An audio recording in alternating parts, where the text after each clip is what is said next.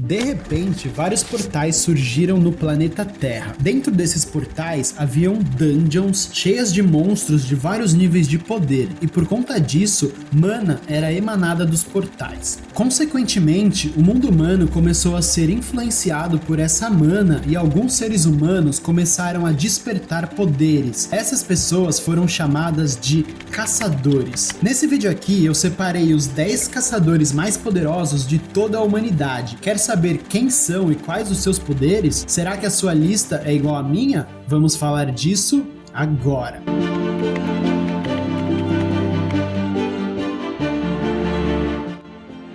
Iniciando então a nossa lista, em 10º lugar nós temos Cha Hai-in, nossa querida caçadora coreana de Rank S e esposa do protagonista. Chai apareceu pela primeira vez como vice-líder da guilda Hunter, apesar de ser mais forte que seu líder, Choi Jong-in, simplesmente porque ela despertou seus poderes mais tarde e tinha menos experiência. Chai é uma caçadora da classe lutadora que se especializa no uso de espadas, e mesmo tendo despertado com uma força absurda, ela precisou ter aulas de Kendo com um caçador de rank C, Song Chi-yu, pois não sabia manusear uma arma, mas em pouco tempo foi capaz de superar seu mestre na arte da espada. Chai se mostrou ser uma das mais poderosas caçadoras coreanas e teve seu destaque na raid da ilha Jeju, onde foi a única capaz de enfrentar a Rainha das Formigas, um boss de rank S, e matá-la. Esse feito incrível a coloca em 10º na nossa lista. Ela também possui uma habilidade peculiar de poder sentir o cheiro da mana, e geralmente é um cheiro muito forte, o que a faz ter que andar com um lenço no nariz. Quanto mais forte é o caçador, pior o cheiro que ele exala.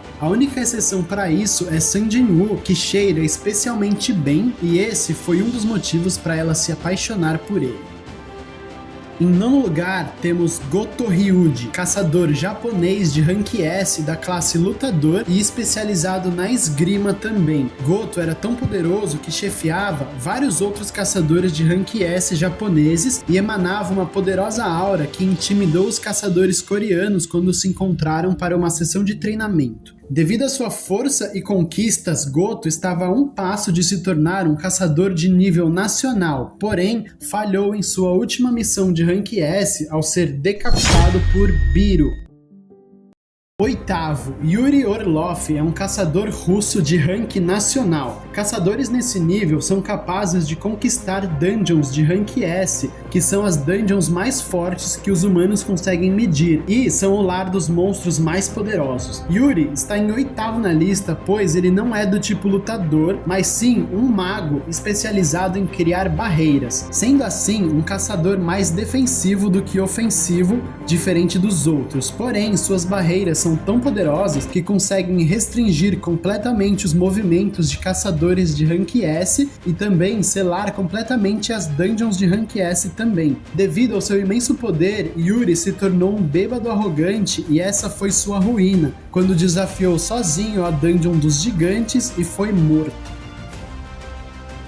Em 7º lugar está Lennart Nierman, o caçador de rank nacional da Alemanha e o completo oposto de Yuri Orlov. Além de boa aparência, ele possui uma personalidade calma e nem um pouco arrogante. Apesar de ser um dos mais fortes, foi sensato em pedir a proteção de Sang Jin-woo quando a ameaça dos monarcas era eminente. Ele também é um caçador da classe mago, só que focado no ataque. É capaz de materializar uma espécie de luva azul espiritual e lançar poderosas ondas de energia que foram capazes de desorientar o monarca das bestas despertado. Porém, esse efeito durou pouco e a sua morte era certa se não tivesse sido salvo por Sang Jin-woo. Isso mostra o limite das suas forças. Em 6º lugar, temos Go Gun-hee, o nosso querido vovô Garp. É um caçador coreano da classe lutador focado em combate corpo a corpo e líder da Associação dos Caçadores Coreanos. Ele atuou como vanguarda da Coreia sozinho por muito tempo, mas infelizmente ele foi envelhecendo e enfraquecendo ao longo dos anos. Mas quando confrontado no 1x1 pelo Monarca do Gelo, descobrimos que dentro dele habitava uma parte do fragmento de luz mais brilhante que o dava uma força absurda. Por conta disso, Gogun-Hi foi capaz de lutar de igual para igual contra o Monarca do Gelo por um curto período de tempo. Infelizmente, seu corpo idoso não foi capaz de aguentar tanto poder e ele foi assassinado em batalha.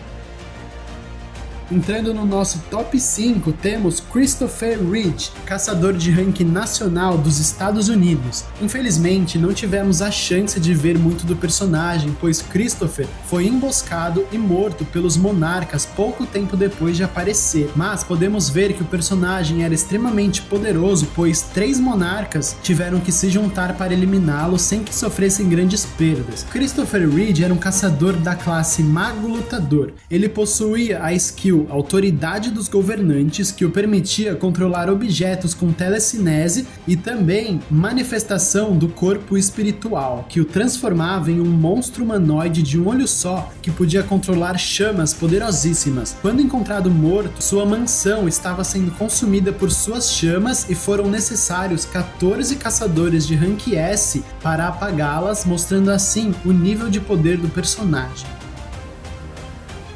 Em quarto lugar, Liu Zhigang, o caçador de 3 estrelas da China. É o mesmo que dizer que ele é de ranking nacional, mas a China adota um padrão diferente de escala de poder. Liu Zhigang é um lutador focado na empunhadura dupla de espadas e possui uma personalidade atraente. Infelizmente, ele nunca foi mostrado em batalha, então não sabemos nada de seus poderes. Seu único feito na obra foi solar um gigante que escapou da Dungeon dos Gigantes no Japão, a mesma que foi responsável por dar fim à vida de Yuri Orlov, mostrando assim o nível de poder do personagem, mas até mesmo esse ato ocorreu em off-screen. Porém, podemos saber precisamente o seu lugar aqui nesse top 10, pois foi dito explicitamente que ele era o segundo caçador mais forte do mundo, atrás apenas de Thomas Andre.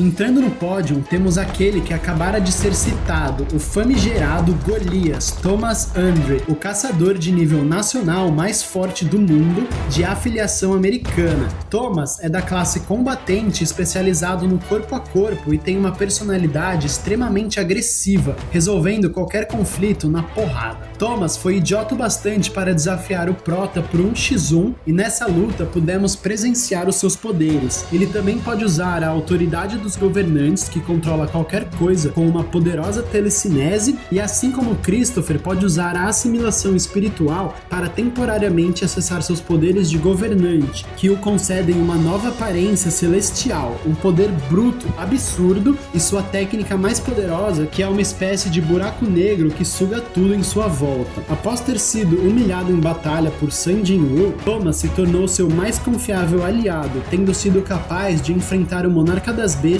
despertado por um tempo considerável antes de perder, e mais pra frente conseguiu o incrível feito de derrotar o Monarca do Corpo de Aço despertado, claro, ao lado de Biro e Belion, as sombras mais poderosas de Jin-woo.